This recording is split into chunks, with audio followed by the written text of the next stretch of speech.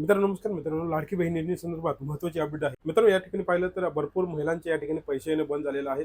याच्यामध्ये आता काही अपडेट आपल्या समोर येत आहेत. आदित्यताई तटकरे यांनी या ठिकाणी माहिती दिलेली आहे. ज्यांच्या घरामध्ये 4 चाकी वाहने आहेत तरी सुद्धा त्या महिला या ठिकाणी या योजनेचा लाभ घेत आहेत. तर त्या आता त्यांचं सुद्धा व्हेरिफिकेशन करणं सुरू झाले आहे. मित्रांनो, याच्यामध्ये आता परिवहन विभागाच्या मदतीने डेटा घेऊन त्याचं क्रॉस व्हेरिफिकेशन केलं जाणार आहे. त्याचबरोबर ज्यांच्या नावामध्ये मिसमॅच आहे म्हणजेच काय तर त्यांच्या आधार कार्डमध्ये नावामध्ये स्पेलिंग वेगळं आहे, त्याचबरोबर बँकेच्या अकाउंटवर त्या पासबुकवर नाव वेगळं आहे, तर त्यांचं सुद्धा क्रॉस व्हेरिफिकेशन या ठिकाणी करणं सुरू झालेलं आहे. तर त्याचबरोबर सर्वात महत्त्वाचं म्हणजे तर ज्या महिला या योजनेचा लाभ घेत आहेत त्यांचे सुद्धा आता ई-केवायसी करणं लवकरच सुरू होईल.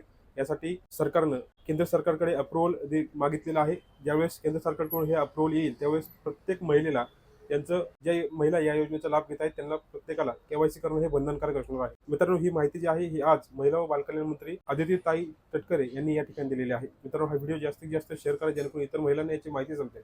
अशाच अपडेट मिळवण्यासाठी पेजला नक्की फॉलो करा. हा व्हिडिओ जास्तीत जास्त शेअर करा. धन्यवाद.